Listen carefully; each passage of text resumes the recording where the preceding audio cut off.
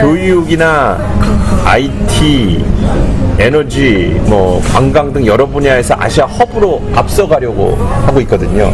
천연 자원도 없고, 너무 도메스틱 그 시장도 없고 어떻게 살아남습니까? 그렇죠? 관광이나 뭐 이런 그래서 이제 아시아 허브로 하려고 모든 분야에서 의료, 교육, 뭐 스포츠, 문화, 금융, 그다음에 이제 세계 정유 시설의 1위예요. 여기가 아무것도 없는데, 그런 식으로 천연 자원이 아니고 정제 시설이라는 건 뭐냐면은 천연 자원이 중동에서 원유가 나오면 그걸 갖고 와서 여기서 이렇게 가공을 해서 정제해서 이제 중국이나 전체 뿌리는 이것도 허브잖아요. 어떻게 보면 이런 식으로 이제 모든 분야에서 허브로 나가려고 하는데. 그런데 이제 보시면 그러려면은 중요한 게 뭐냐, 어떻게 해야 허브가 될 수 있느냐, 지리적인 이점이 있지만 그래서 여러 가지가 있는데 그 중에 하나는 시큐리티예요. 이게 안정된 느낌이 있어야 사람들이 투자를 한다든지 온다든지 그리고 이제 세계 멀티 컴퍼니들은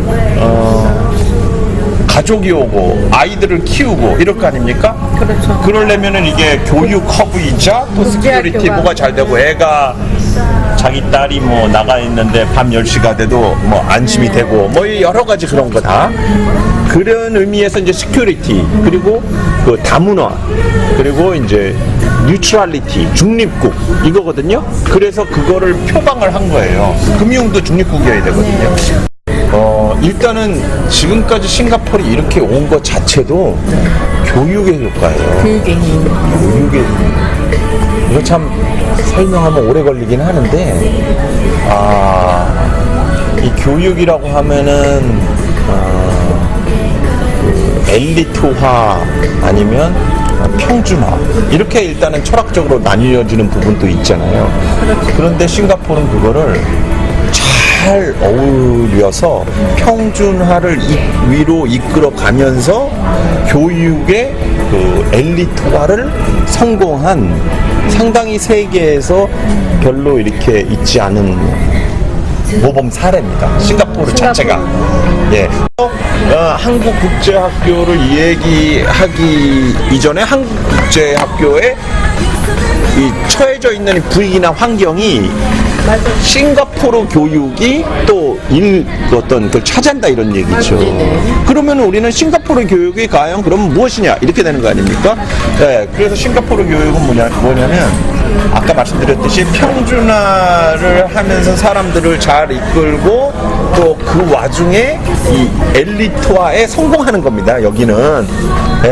그걸 굳이 제가 이제 짧게 설명하면 초등학교 1학년을 딱 들어가잖아요. 그러면 거기서부터 자연히 1학년에 예를 들면 탑 10% 이렇게 쭉 전체 학교에 그게 2학년에 또 어떤 반을 형성하고 그게 또 거기서 또 잘하면 또 3학년 반을 형성하고 이런 식으로 초등학교 1학년부터 대학교까지 쭉 이어지는 거예요. 그 탑 10에 들어가 있는 10%에 들어가 있는 그거는 작고 이렇게 쭉 올라오는 거네요. 그렇게 그러다 보면은 어떤 일이 생기냐면은 이게 유치원 초등학교 때부터 이렇게 딱 시스템이 되다 보니까 서로 간에 인정하는 게 생겨요. 인정을 해요. 네네. 우리나라 같은 경우는 예를 들면은 인정을 하기가 뭐 나도 이렇게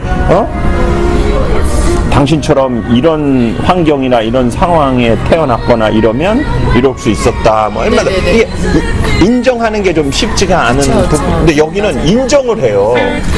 그럼 인정하면 어떤 일이 생기냐면 사회에서 정부라든지 기업이라든지 외교라든지 이 모든 면에서 어떤 잘하고 부가가치와 본질을 창출하는 사람이 앞으로 치고 나갈 때 주위에서 서포트를 잘한다는 거죠. 그런 교육 문화에 싱가포르 있어요. 그러니까 싱가포르는 정부가 전 세계에서 제일 효율적이고 본질적이에요. 정치적으로 서로 간에 약간 얽히고 해갖고 진도가 덜 나가고 이렇게 이런 게 없어요. 이렇게 시원하게 딱 잘하는 사람으로 하여금 치고 나가게 해요. 그럼 그 사람들이 본질적인 가치 창출을 일으키는 거죠. 그런 거에 싱크로나이즈된 그 통합 노력의 결과가 이번에 서밋 이거를 이렇게 또 같이 여기에 유치할 수 있는 그런 외교력으로도 나타난 거고요. 그 다음에 교육적으로도 그런 분위기라는 거죠. 싱가포르 이제 각계각층에서 이제 인류에 공헌하고 이바지를 하려면 거기에 맞는 리더를 이제 교육해야 된다 이런 얘기죠. 네, 거기서 키워드가 이제 4차 산업혁명인데 그건 무슨 뜻이냐면 저희 학교에서 이렇게 주입식 교육, 이렇게 지식적 교육, 컴퓨터 데이터 같은 교육 이런 쪽보다는 좀 창의적이고 협동적이고 융합적인 거. 레오나르도 다빈치 있잖아요. 뭐 의학, 철학, 수학, 과학, 공학 다 할 줄 알잖아요. 네. 그러니까 이제 그런 창의적이고 융합적이고 협조적인 거, 서로 협력해서 선을 이룰 줄 아는 인재, 요 세 가지를 모토로 삼고 있어요. 또 거기에 한층 역할을 하겠네요. 네? 그리고 보니까 저희가 보니까 오케스트라나 이런 그렇죠. 부분들 이런 어떻게 하셨어요? 네. 저희가 이제 오기 전에 다 공부를 하고 그것도 이제 그런 거죠. 오케스트라가 이렇게 서로 간에 협조해야 되고, 그러니까 뭐 이렇게 서로 간에 그 흐르는 뇌조파, 주파수 이런 거를 같이 느끼면서 하는 거 이게 협력이거든요. 근데 오케스트라 욕도 되고, 그 다음에 이제 음악이 원래 이 창의성의 또 이제 근본을 이뤄요. 음악을 통해서 창의가 일어나는 거거든요. 또 그런 쪽도 있고 이렇게 해서. 예술성도, 예술성도. 하나의 그러니까 쉽게 얘기해서 4차 산업혁명은 기계가 할 수 있는 거는 인간이 못하고 기계가 못하는 걸 인간이 하는 거잖아요. 그러면 이제 예술성도 기계가 하기 어려운 거예요. 왜냐면 그거는 감수성, 감성 이런 거거든요. 감수성, 그렇죠. 예술성 이렇게 뭔가 기계로 수치적으로 할 수 있는 것이 아니라 사람만이 할 수 있는 그런 감성을 보여주라는 거에 집중을 해주신 거예요. 그리고 이제 또 이제 우리나라에서 좀 안타깝지만 여기에서 좀 가능한 거는 엑스트라 커리큘러 액티비티, 그러니까 이제 스포츠라든지 이런 거에 대한 그 장려도 많이 해요. 그래서 이제 요번에 학교 축구팀이 초등학교 축구팀이 뭐 스위스 대사 대 전국 축구 대회에서 3등을 했어요.